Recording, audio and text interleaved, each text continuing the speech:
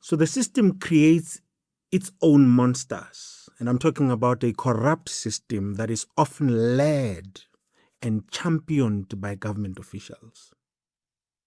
You can tell with the Tembisa, Matlala, Maumela situation, where officials of the Department of Health enabled that kind of behavior to continue for this long. People are paid, they have mastered how to pay a specific person or specific companies, and they've been doing this for a long time. Now it's coming out. What does this mean? It means that it doesn't matter how long you do it.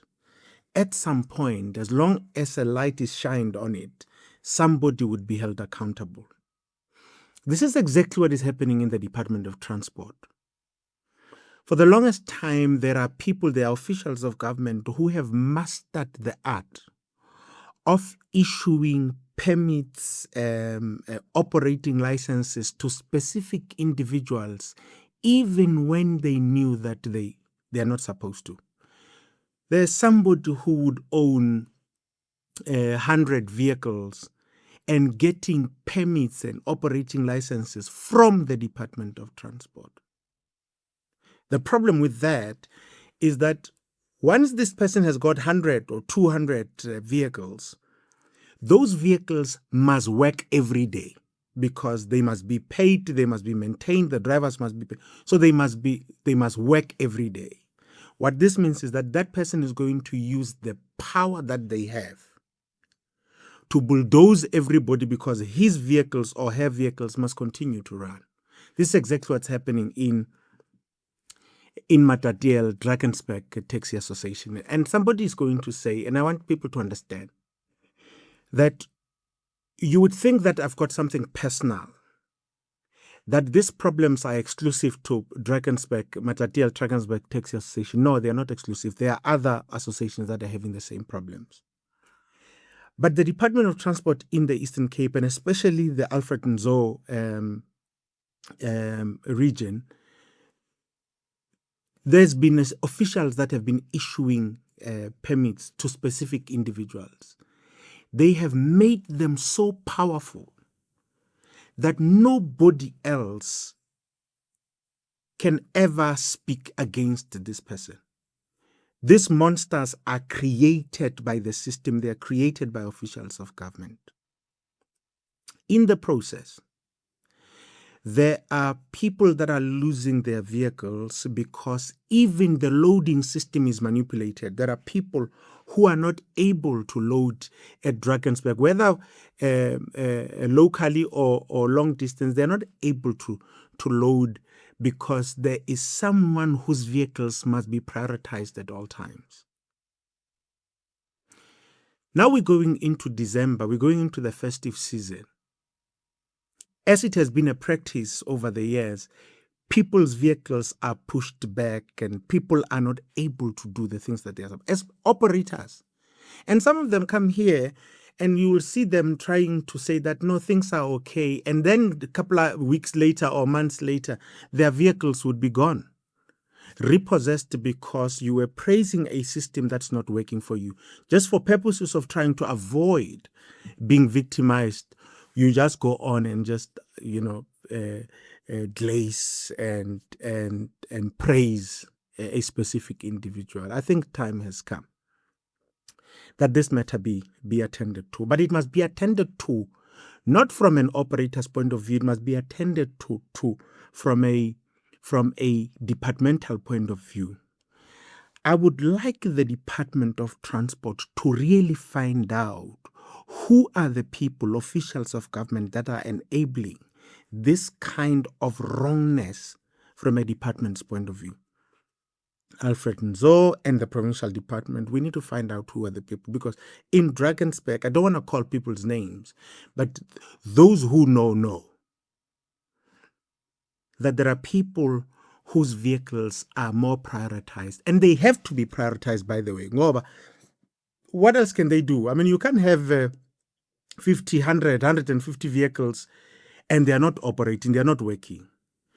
So the system is going to work. I don't care what you say. I don't care how you feel about it. The truth is that the whole system is going to work for the person who has more vehicles. It's as simple as that. But if it's not managed, it becomes a big problem. I want to read something because I think that some of you think that I am personal with Matatiele Drakensberg. I want to read a letter that was written to me by the MEC on the 4th of July. Dear Mr. Lesole, urgent request for audit of loading rights and accountability in Matatiele Drakensberg Taxi Association to prevent repossession and economic exclusion. This is the MEC writing to me. Transport and Community Safety MEC Mr. Xolile Ngata acknowledges your letter dated the 1st of July 2025, wherein you raise concerns regarding the challenges regarding the Matatiele Drakensberg Taxi Association. Please note that the Eastern Cape Transport Department or Department of Transport is attending to the challenges related to the Matatiele Drakensberg Taxi Association. This is the MEC making a promise. But 2, the department has also conducted 2 investigations based on the complaints received by internal members of the Taxi Association or from the internal members of the Taxi Association. It means that there are people who have complained to the Department of Transport before Isaac, who have complained to the Department of Transport. And so the MEC is confirming here, bullet 2.2, that there are investigations that are being conducted. In the process of finalizing the implementation plan related to the findings emanating from the mentioned investigations,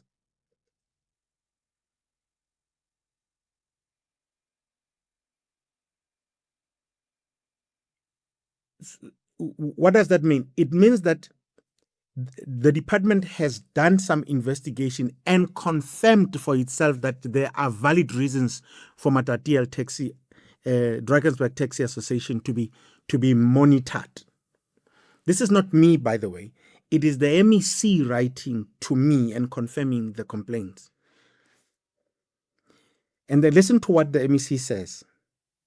The department is highly aware of the challenges regarding the elections that were conducted by MDTA, and ECDOT, Eastern Cape Department of Transport, intends to reconvene these elections in the presence of the MEC to ensure democratic processes are followed. There are problems there, but they are pushed aside. The Department of Transport is aware of these problems. The department has made a commitment that these things are going to be attended, but for now, these things have been silenced and pushed under the radar. Why? Could it be because the department at some point got angry with Isaac? Because, I mean, the MEC had made a promise that they're going to do something about this. Could it be that I annoyed the MEC and the MEC or the department decided to keep quiet about these things?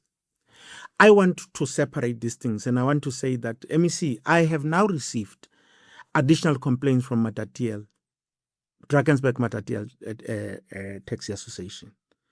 The problems are continuing. People are not loading.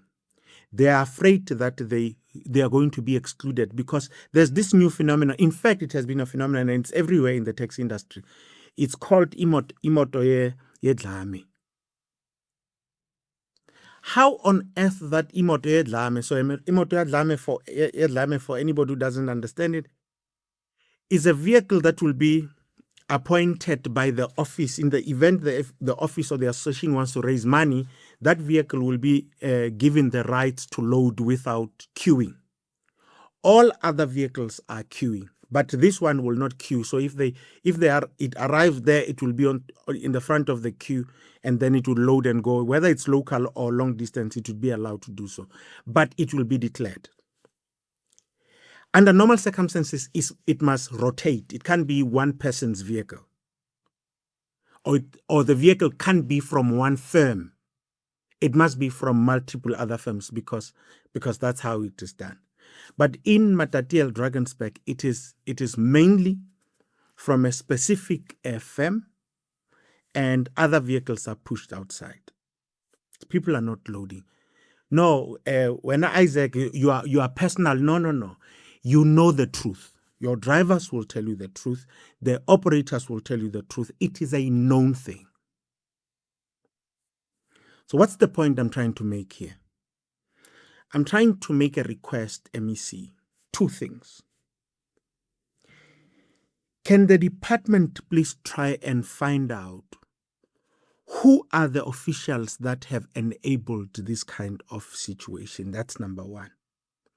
We will assist you with getting the Office of the Public Protector to get involved in understanding who are the people that are making this possible and identify. Let's leave the operators. Let's identify the officials that have partnered and are working with operators to ensure that corruption is sustained. Let's find out what are they getting. That's number one. Number two, I'm going to ask you to please get investigations. Don't go and ask anybody. Get people go there because people won't talk. Get secret investigators to look at the loading system there. We will help you. We will give you the records. We will give you the report of the vehicles that are loading. We can almost give it to you on a daily basis. Find out if that system, the loading system, is fair. Why are the vehicles of other operators losing and being repossessed when others are not? And I'll tell you this for free. It's not because they are reckless. It's not because they can't manage their finances. It is because they are waiting. They are just benefiting from the crumbles that are falling off the table of somebody. For long distance, the rank would open at 7 o'clock and close maybe at 4 or 5. After that, anybody who loads after 4 or 5 o'clock is said to be uyatshontsha. Operators are so you are moving from Matatiele to Durban.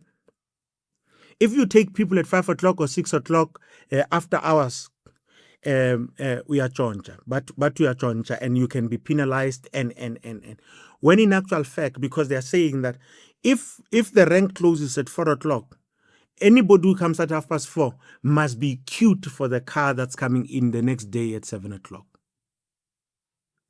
But the person who could be number one the next day could obviously, as it is now, be overtaken by Matatiele Drakensberg. So you are number one because you are number last on today you are number last. So tomorrow you are number one. So tomorrow morning Matatiele Drakensberg comes in and other vehicles will come before you. So you are pushed back even though you slept as number one. MEC, there's a problem in Matatiele Drakensberg Association. And these are problems that are going on in other parts of the Eastern Cape. And I'm not necessarily, bringing up Eastern Cape as if it's the only. I'm just bringing Eastern Cape because I have dealt with the issues of Matatiele Drakensberg Taxi Association and the Eastern Cape in particular. I am saying that can we separate your anger, if any? I don't know, because I can't say here you are angry with me because you took me to court. I'm saying there are people in your department who have enabled a lot of mess like they have done here in Johannesburg with the Tembisa, where officials of government have been in the center of making other people more powerful. Can we find out who these people are? Can we make sure that by the end of this year, everyone has benefited equitably? Otherwise, What we are seeing there is that the Department of Transport has made one firm, the most powerful firm, like we had with Tembisa Hospital, one firm that's distributing opportunities as the firm likes, not as the department or the NLTA would want. I am saying that you have created a monster for yourselves. You've created a monster for yourselves and you don't know. Now, the monster must eat. Once the monster is created, must eat. And it can only feed from where it is. It's feeding from everything because it is already created. You can't stop it. But investigations can bring this thing up. I beg, can you please make sure that by this December, everybody is given equal opportunities? Can you please make sure that the loading system is audited? Can you please check how many vehicles are there? How many vehicles? And on average, get an average. You don't need science. You just need to understand that the total number of vehicles that are there. Exclude Imoto Dlame because Imoto Dlame is an association phenomenon throughout the country. Let's find out if people are getting the benefits that they're supposed to be. Otherwise, the Department of Transport will be accused of having created the system for one firm to exclude everybody else. And that's not the spirit of the National Transport Land Transport Act. That's not the spirit. It can't be that it serves one person. But at the moment at Matatiele Drakensberg, it actually serves one person. I beg. So all I'm doing here is to say, let's investigate so that I don't come here and give you claims and blow hot air. Let's investigate. Do your own investigations. Where you need evidence, you can ask us. We will provide you with evidence. I've written an email to you, to your office this morning. I've requested you to independently, you don't have to talk to me. You don't have to report to me. You don't have to say, just go and check for yourself in support of the letter that you wrote to me and you said that there are problems that you know of. Please save those operators. Please make sure that the system does not work for one person. It is unheard of that a particular route can only be serviced by one firm. And one firm, it's one member in the association. If one firm controls the entire route, it means that the system is designed to support that specific one firm. How do people with minds and brains in the Department of Transport not see that they are compromising? And don't allow this person to say that I am calling others. So don't. Let it be regulated. You can't remove people from a particular route and give them and give a route to one person. It is unheard of. It is corruption. It is fraud. It must be stopped. It is a criminal offense. But that's a criminal offense conducted by the officials of the Department of Transport. I would want to know who those officials are. We know the operator, and I have no beef with the operator. I have a beef with the people who've enabled that situation in the Department of Transport. Because that specific route was not serviced by one person. But other licenses, the route was removed from other permits. Why? Because the officials made it possible for one. This is corruption of the biggest scale. And with the Madlanga Commission, we can now see how officials of government are creating these monsters. And these monsters become very powerful. They come with guns, they promise money, they can unalive you anytime when they want to. It is because that's what it's about. They will have to protect what they have. You can't go and buy 100 vehicles and those vehicles are parked. So you are going to remove everybody around you who is a threat. You're going to remove everyone who's a threat. If you're not giving them money to stay at home, you are going to unalive them. What am I saying? I'm saying with everything that's happening in the country, we can see where the problems are emanating from and why. We can see why other people are so powerful. We can see why other people can go around and say that eventually I'm going to be the only person who loads in this area. It is because the system has been abused. Can we help it? I beg. Not for me. I am not getting paid for it. I am just saying that I'm going to give you these things as facts. And if you can prove them, please do something about them. But if you can't and you need additional proof, I'm going to tell you now, there's no single person who's going to come forward and say that I know that this vehicle or that vehicle is loading more than the other. None. Why? They are afraid. I just had to do this video for you. This is specifically for you, MEC Nata. I am hoping that you can remove how you feel about me and just prioritize the operators that are under your care. They are your kids. They are your children. They are under your care. But there's others who are getting more fruit than the others in your house. Please change it, and change it fast. My name is Isaack Lesole, Transit Ringas. I am based in Johannesburg, South Africa. Would like to help you if you need help. I'm out.